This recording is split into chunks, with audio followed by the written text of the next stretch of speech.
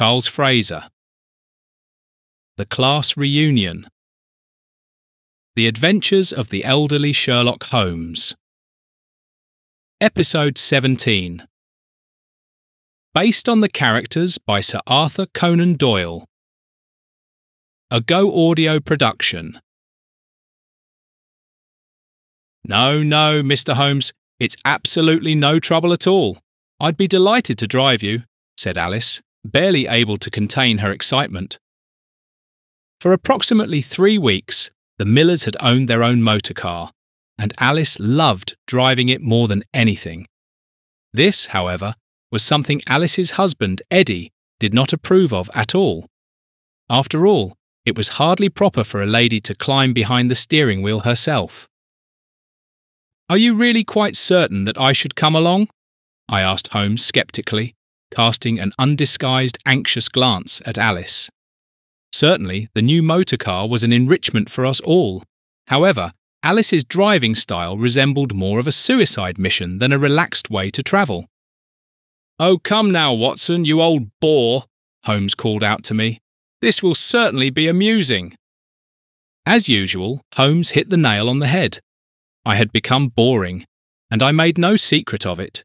These days, my idea of amusement was a good book, a cup of tea, warming my aching feet by the fireplace. Yes, that was my very definition of a perfect evening. Holmes, on the other hand, had been eagerly anticipating his class reunion for days, and he insisted that I should accompany him. He hadn't even received an invitation himself. He had only learned of today's class reunion by chance through an old school friend. And it truly doesn't bother you that you haven't received a personal invitation and must appear there today without one? Well, it would certainly give me pause for thought. I attempted to unsettle Holmes. But Holmes dismissed this with a simple wave of his hand. "An oversight, nothing more. Perhaps my address was removed from the records back when I faked my own death at the Reichenbach Falls in Meiringen." "You can't possibly believe that yourself," I countered, but Holmes merely shrugged his shoulders. "It might be possible." "Well then, can we finally get going?" Alice interjected excitedly. "But of course, my dear," Holmes whispered softly, linking arms with Alice. "Come along, Watson. What are you waiting for?" Dusk was already falling and the streets were gradually beginning to empty.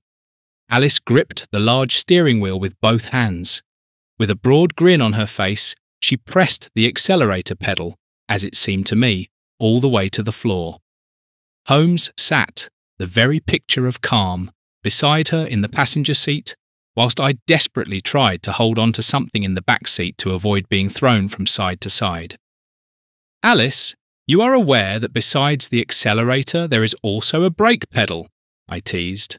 She merely nodded whilst managing to maintain her broad grin. "Watch out!" I suddenly shouted. "Someone's crossing the road!" I ducked behind the seat to be a bit more protected from a possible impact, whilst the car swerved across the road without losing any of its speed. "Alice, you are a most excellent driver," Holmes praised our friend and landlady, whilst cold sweat beaded on my forehead. I took 2 deep breaths and sent a quick prayer heavenwards, whilst Alice performed an emergency stop and the automobile skidded several metres with screeching tyres before coming to a complete halt. I was thrown forward with full force against the front seat and painfully bumped my head. "What happened?" I gasped painfully. "A cat," Alice calmly observed. "A cat!" I exclaimed indignantly. "You're endangering all our lives because of a cat?" "Now don't make such a fuss, Watson. Had you kept a better eye on the road, you would have known that dear Alice was about to perform an emergency stop. But no, instead, you prefer to grumble and complain." If I were but 10 years younger, I would have instantly jumped from this suicide mission and walked the remaining distance on foot. However, my aching shoulder, which had just been badly affected, and above all my broken knee, made me stay seated. Thus, I dug my fingers into whatever was closest to me and fixed my gaze on the road, as Holmes had advised. but I could not maintain this for long, and decided instead to firmly close both eyes and simply pray. At last, we reached our destination. With trembling knees and drenched in sweat, I climbed out of the carriage. Whilst I gave the impression of having ridden a saddled chicken straight through hell, Holmes appeared fresh and cheerful like a summer breeze at dawn. "I thank you most sincerely for this refreshing journey," Holmes trilled. "Might I invite you for a small drink as a token of my gratitude?" "Here?" asked Alice uncertainly. "At your class reunion?" "But why ever not? I cannot think of any reason against it." "Actually, you are quite right. Moreover, I must confess that I would very much like to meet your old school friends." "Well then, may I?" asked Holmes, gallantly offering Alice his arm. The three of us entered the inn Little Golden Castle, which at first glance bore more resemblance to a bush tavern than a golden palace. Holmes asked the waiter who hurried towards us about the class reunion taking place. He then led us to a somewhat uncomfortable-looking hall and invited us to take our seats. Then he asked if we already knew what we would like to order to drink. I decided on a cup of Earl Grey, whilst Holmes and Alice ordered brandy. I was still somewhat uncertain about how Alice's alcohol consumption might affect her driving when our drinks were already being served. "Ah, you're a bit early," said the waiter as he lit the candle which stood on our lonely table for decorative purposes. "The hall is actually reserved from 8 o'clock onwards, but I don't think you'll have to wait much longer." Whilst I poured milk into my tea, Holmes and Alice clinked their glasses. "Which of your old classmates are you most looking forward to seeing, Mr. Holmes?" Alice wanted to know. Holmes pondered briefly. "First and foremost, the question arises as to which of my former comrades haven't yet passed away. But I can well imagine meeting Greg Simmons again today. With his ruthless and narcissistic nature, he'll probably outlive us all. Back then, he was quite the ladies' man, a show-off and a lout. The ladies, incomprehensibly to me, adored him, whilst the young men envied, respected, and simultaneously feared him, myself excluded, of course. I wouldn't have expected anything else." Alice winked at Holmes. "You, Mr. Holmes, fear neither death nor the devil." "Or a car journey with Alice," I mentally added. Holmes smiled. "That might be almost true today, but back then even I wouldn't have dared to cross swords with Simmons." Holmes lingered in memories for a moment. Then he said, "I am honestly curious how Greg has fared over all these years and what kind of person he has become." "Who were you friends with back then?" Alice continued. "Do you remember Tom Wheeler, the man we met shopping with little Emma a few days ago?" Little Emma was the adopted daughter of Alice and Eddie Miller. Together with Patrick and Marie, the Millers adopted the 3 children 2 years ago from an orphanage that was running an illegal organ trafficking operation with its wards as a side business. "Do you mean the man who told you about the class reunion?" "Precisely," Holmes agreed. "Tom was my seatmate back then and was probably the closest thing I had to a friend." "You didn't have many friends?" Alice probed. "I've always preferred burying my nose in books rather than joining the neighbourhood brats in throwing stones at ducks in the pond, plotting childish pranks with classmates, or chasing after young ladies only to end up squabbling over their affections." Holmes smirked. "Once, the neighbourhood boys asked if I wanted to build a treehouse with them. This idea seemed challenging and not a complete waste of time, so I drew up a plan beforehand and calculated the load-bearing capacity of the base plate. At this point, the treehouse venture was already over for me." Holmes laughed, and Alice joined in. "And what about love? Was there a young lady you fancied?" Alice inquired further. Now I too became attentive. Holmes's eyes began to glisten. Infatuation would be too strong a word. We were good friends. Kate Mitchell was an exceptionally intelligent, inquisitive young woman who knew exactly what she wanted from life. Moreover, she was blessed with a natural beauty that, I must admit, enchanted me on more than one occasion. And how the old chap can wax lyrical, I thought to myself, though I was careful not to say this aloud. But Mr. Holmes, you're making me quite curious. Do you think Kate will appear this evening as well? I must confess, I do rather hope so, my dear, Holmes admitted. Alice's eyes sparkled and her facial expression changed to one of romantic dreaminess. She took Holmes's hands and pressed them affectionately. Oh, Mr. Holmes, I'm suddenly quite excited. I do so hope that Kate comes as well and that I can meet her. Wouldn't that be wonderful? After all these years, perhaps there might even be a happy ending for you both. Alice, you're reading far too much into this past friendship. As I've already said, we were friends and got along well, Holmes protested. But Alice was already 2 steps ahead. We could prepare the flat on the 3rd floor for both of you, or Dr. Watson could take the small flat right next to yours, and Kate and you could stay in your flat.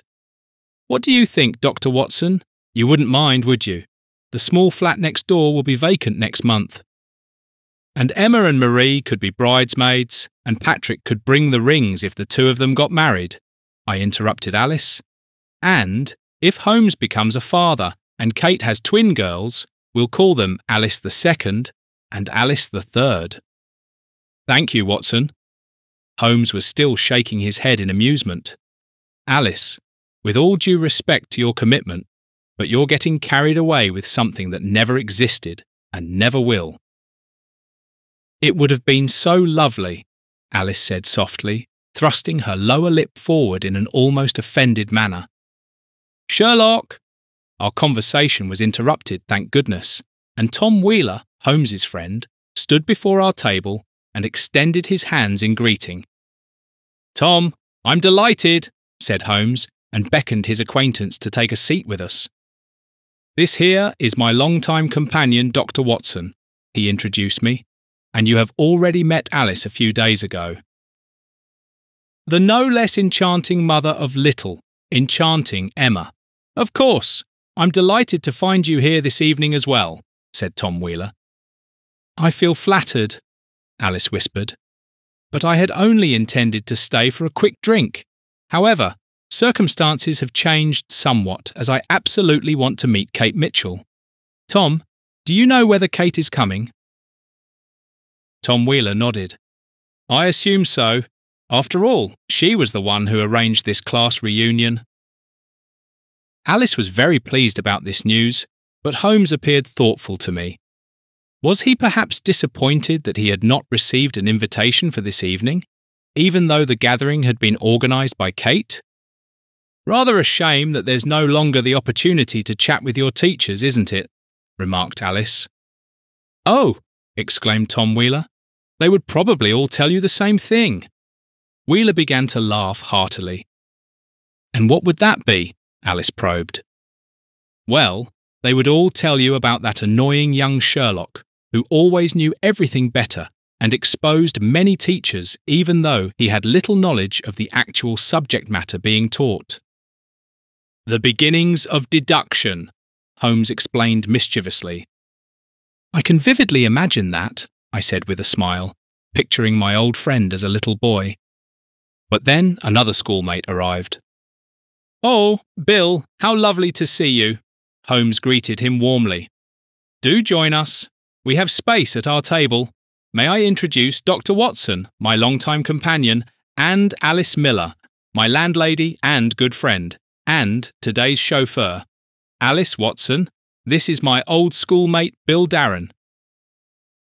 Sherlock, you look absolutely marvellous, and I must honestly say I'm surprised to see you here today. Actually, I would have thought you'd have blown yourself up before reaching marriageable age. Bill Darron laughed heartily. Well, what hasn't happened yet still might, I commented dryly. I can imagine that all too well, replied Darron. Back then, he set the entire chemistry lab ablaze when Sherlock attempted an experiment with methylated spirits. The teacher at the time, who was the first to try and extinguish the fire, had all his hair singed off. Ah yes, the good old days, Holmes reminisced nostalgically. Bill Darron and Tom Wheeler continued to share one amusing anecdote after another, whilst more and more people gradually arrived. "Sherlock, what on earth are you doing here?" exclaimed a woman who suddenly appeared at our table, almost horrified. "Kate," beamed Holmes, "you look absolutely marvellous." Alice immediately ended her conversation with Tom Wheeler and focused all her attention on Holmes and Kate. She watched the scene intently. "Ah, please don't misunderstand me, Sherlock. It's wonderful to see you. I just wasn't expecting you," Kate continued, unimpressed by the compliment Holmes had just paid her. "I can imagine that," stated Holmes. "After all, you did not invite me this evening." I, Kate faltered, but Holmes gallantly interrupted her. "You need not explain anything. You thought I had died long ago. It must be quite a shock for you to see me so alive and well today." Sympathetically, he patted Kate's hand, and Kate allowed it to happen. We all moved a bit closer together so that Kate could easily find a place next to Holmes. I must confess that, like Alice of course, I did not take my eyes off the two of them for a single second, and watched, spellbound, their tentative approach towards one another.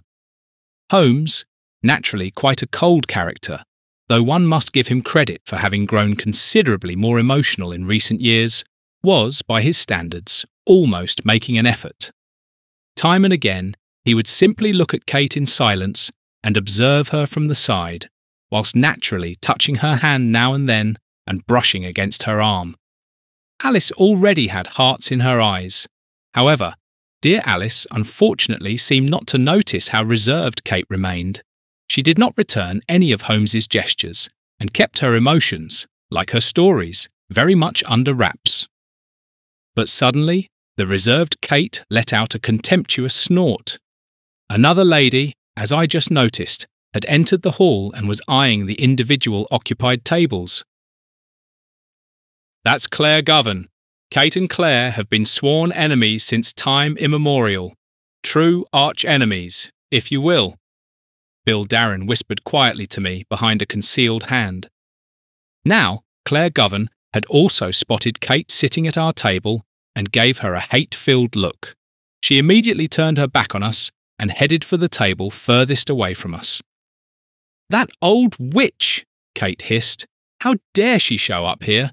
And for heaven's sake, how did she even know about this? I certainly didn't invite her." "Just like me," said Holmes. At once Kate's tone changed and she said, genuinely distressed, "But Sherlock, we've already sorted that out." Yet another disagreement seemed to be brewing as another classmate entered the room. At once, all conversations fell silent and the gazes of those present were fixed upon the newcomer and Bill Darron.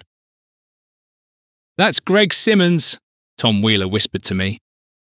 I did not understand immediately and asked, "And why exactly this silence now and the curious glances at Bill?" Bill and Greg form the second pair of arch-enemies. I dare say their mutual hatred is even more pronounced than that between Kate and Claire. The two of them got into quite a few fistfights back then. Bill was the only one amongst us who dared to stand up to Greg. A true feud erupted thereafter, from which Greg emerged victorious. "What do you mean by that, Tom?" I asked. Well, both of them got into trouble with the police because of it, but Bill was even locked up for 6 months and has stubbornly maintained ever since that Greg was the guilty one." "What happened back then?" I whispered to Tom. He shrugged his shoulders. "Nobody knows exactly what happened, except for those involved."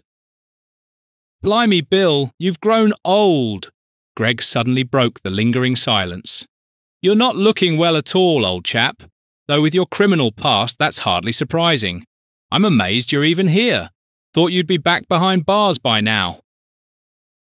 As if struck by lightning, Bill leapt up. The chair crashed loudly onto the floor. The guests present held their breath. Only Holmes reacted and grabbed Bill's sleeve. But he merely shook him off like an annoying fly and charged towards Greg. While still moving, he he clenched his right hand into a fist and hurled it towards his loathed enemy. Holmes, Tom Wheeler and I jumped up as quickly as our old, weary bones would allow and hurried over to the quarrelling men. A chaotic scuffle erupted until we finally managed, through our combined efforts, to separate the men from one another. Menacingly, Bill Darron continued swinging his right fist and shouted, "You'll pay for this, you filthy slanderer!" Holmes tried to calm Bill down and guided him back to his seat. Gradually, peace returned among those present, and the first conversations about long-forgotten memories and experiences resumed. I glanced around the room, a hall filled with elderly women and men, but actually, I had expected more people. After all, Holmes had previously mentioned there were 36 children or young adults in the class back then. Now I counted only 14 people, including Alice and myself. What had happened to the other 24 classmates over all these years? Had old age or illness already carried them all away? Had they moved and were living in other parts of the world? Or were they perhaps bedridden and no longer able to attend? Or had they simply not received an invitation, just like Holmes himself? I also noticed that Kate, Claire, and, of course, our Alice were the only women present. Yet the early mortality rate was significantly higher among men. I pushed my thoughts aside and decided to devote myself once again to the general table conversation and simply enjoy the evening. After a while, Alice had already consumed her 8th brandy, and I was becoming seriously concerned about our journey home, when she rose, swaying slightly but in excellent spirits, and briefly excused herself to powder her slightly reddened nose. I was already deeply engrossed in conversation with Tom Wheeler, who never tired of telling me about Holmes's experiments that had gone awry, when suddenly a blood-curdling scream stopped us all in our tracks. "Alice!" Holmes blurted out. With long strides, he rushed to the door and towards the toilets. We all followed Holmes. I pushed past a few men to get to Holmes and Alice as quickly as possible, but the sight that greeted me in the ladies' lavatory made me freeze. At first, I saw only a pair of dangling legs clad in black trousers. My gaze slowly drifted higher and higher until I spotted Greg Simmons's head tilted forward. The man was dead. A noose was around Simmons's neck, hanged in the ladies' loo. Unbelievable! Only then did I notice Alice, who stood motionless against the wall, white as a sheet. And I noticed the pushing and shoving taking place behind me. The toilets were too small to give all those present a view and space. I heard some of those at the front being asked to please step aside and let everyone have a look. The hair on the back of my neck stood on end at this contemptible behaviour. Meanwhile, the waiter, the chef, the sous chef, and the dishwasher, as well as the landlord himself, had rushed to join us in the lavatory. Holmes maintained his composure, as always. He moved close to the deceased and examined him from all angles. Then he laboriously went down to the floor. His knee must have been giving him considerable trouble after the 2 sprints he had already undertaken this evening, and scrutinised invisible traces and clues that I could not see. After quite some time, he rose heavily, leaning on his walking stick, and began to speak. The quiet murmuring ceased instantly. "My dear companions, please follow me back to the hall." Holmes directed the crowd back and then turned to the landlord. "Please lock all exits and send the cook to notify Inspector Wolford from Scotland Yard." The landlord nodded dutifully and set himself in motion. When all the former pupils had taken their seats again, Holmes walked to the middle of the hall and took up his position. I noticed how he mentally counted each individual guest, presumably to ensure that none had already taken flight. "We have all just become witnesses to a murder," he said to the crowd. The murmuring grew loud once more, and the first few called out indignantly, "Murder! This looks more like suicide to me." The majority of those present agreed with him. Holmes raised his hands in a placating manner. "Some master detective," someone shouted, "sees murder around every corner when there clearly wasn't one." Hysterical laughter erupted. I have never heard of anyone being murdered from behind by the gallows." The laughter and hysterical shrieking grew ever louder. The grotesque situation completely spiraled out of control. Holmes grabbed his glass of brandy, drained it, and hurled it to the floor with a loud crash. Now he had everyone's undivided attention. "Ladies and gentlemen, I stand by my statement. It was murder, without a doubt. And before you all become agitated once again, please hear me out first." Holmes glanced around the room and then continued. "Did any of you notice a chair, stool, or anything similar in the lavatory?"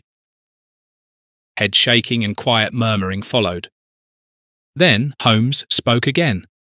"And how on earth could Greg, God rest his soul, have managed to strangle himself if he couldn't climb onto something elevated?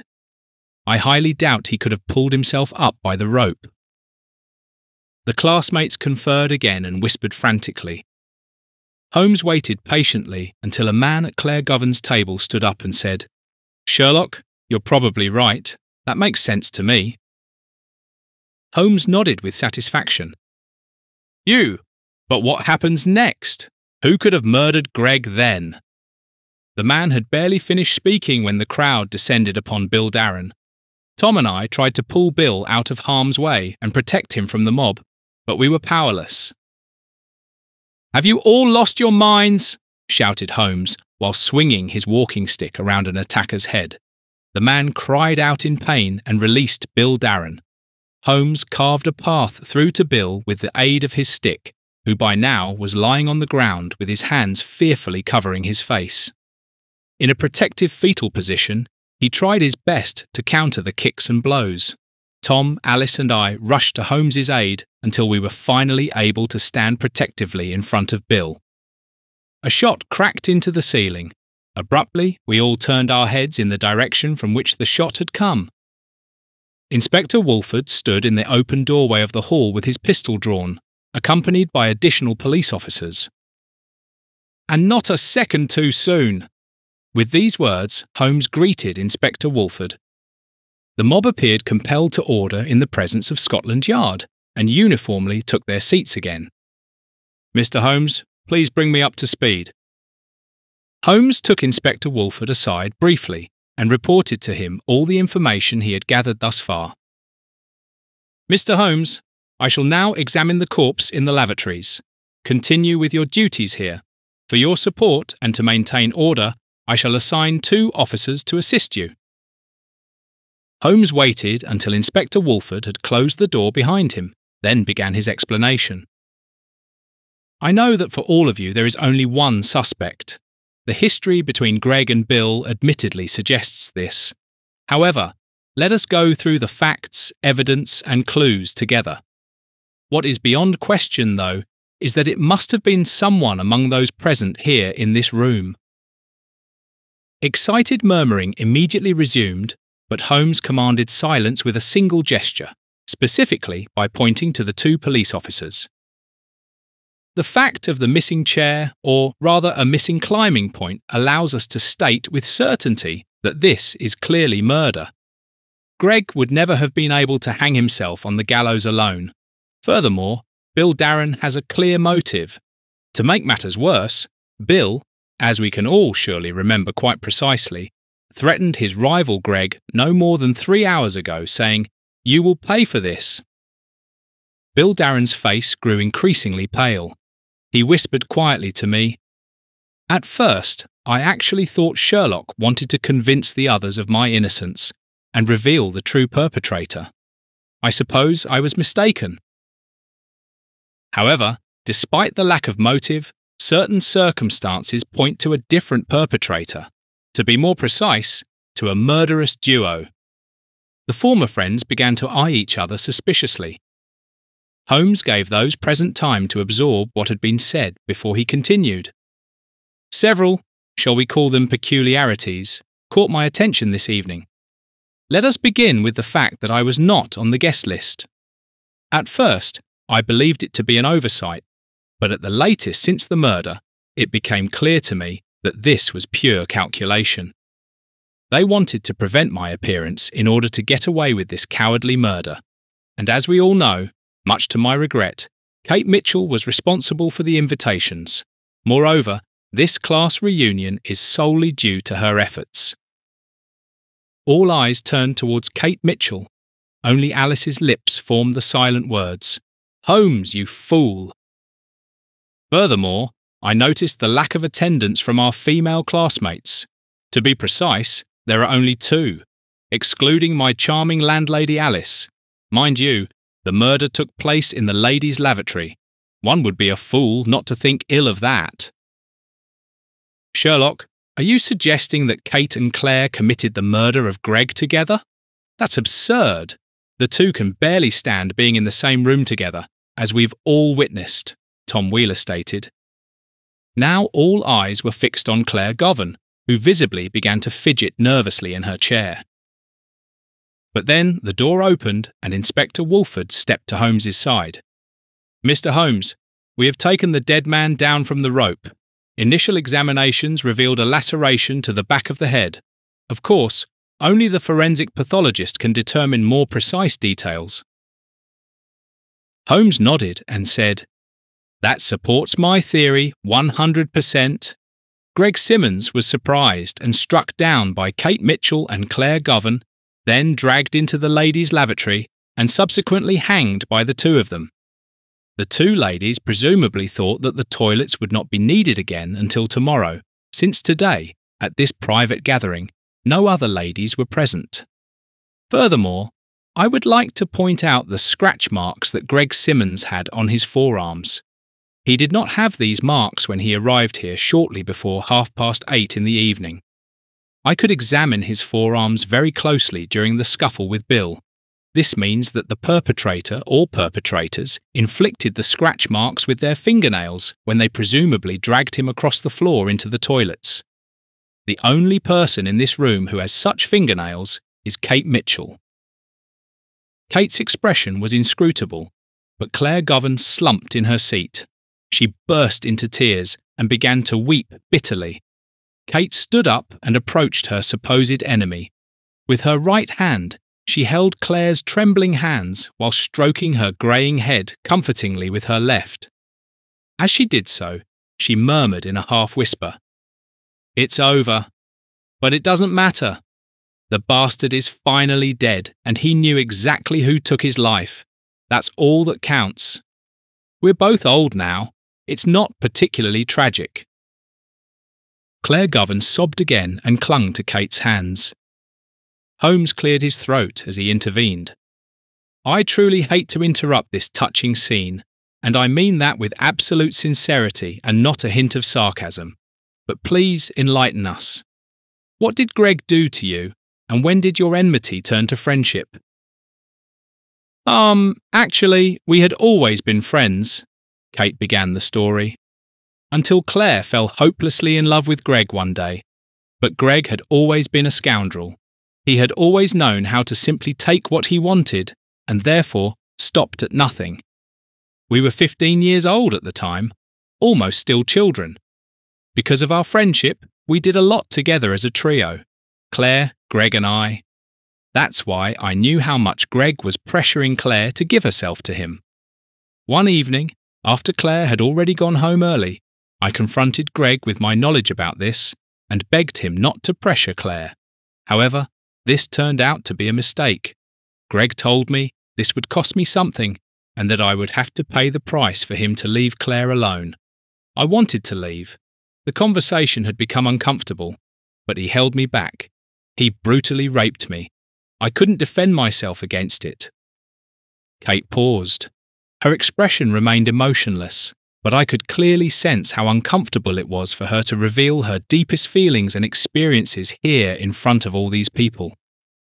Finally, she continued, "Greg then assaulted me again and again. His attacks became increasingly brutal and more inventive. One day, Claire caught us in the act. Unfortunately, Claire completely misinterpreted the situation and thought I had betrayed her. Claire broke up with Greg, and our enmity was born. 2 years passed, 2 years during which Greg kept coming after me time and time again. Then I met Bill in our class at the time. I liked him platonically very much, and began to confide in him. He had to promise me never to breathe a word about it. But he confronted Greg. Of course, Greg denied everything, but swore revenge on me that very evening. The following night, Greg finally ambushed Claire and brutally attacked her too. Claire interrupted Kate's speech and continued in a quiet voice.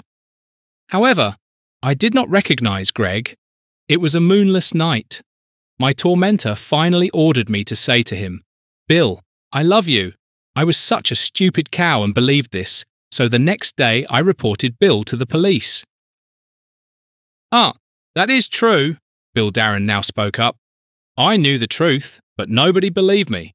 Instead, Greg slandered me and even went on to incriminate me to the police." A coincidence brought Claire and me back together after all those years, and finally we could speak the truth that had been concealed for far too long, Kate said now in a composed voice. "And we wanted revenge, deadly revenge." "I regret many things, but not the murder of Greg." Claire began to weep again. Inspector Wolford cleared his throat and brought his presence back to everyone's attention. "Kate Mitchell and Claire Govan, I am arresting you both for the murder of Greg Simmons." Then he added in a gentler voice, "But I promise to put in a good word for both of you with the presiding judge." The two elderly ladies rose and followed Inspector Wolford, but then Kate paused once more, turned to Holmes and said, "Sherlock, I am sorry. We could have really had something special together, you and I." Holmes, ever the master of his emotions, took it calmly and said, "Kate, no hard feelings. You'd better apologise to Alice." You were listening to Charles Fraser, The Class Reunion, The Adventures of the Elderly Sherlock Holmes, Episode 17, based on the characters by Sir Arthur Conan Doyle.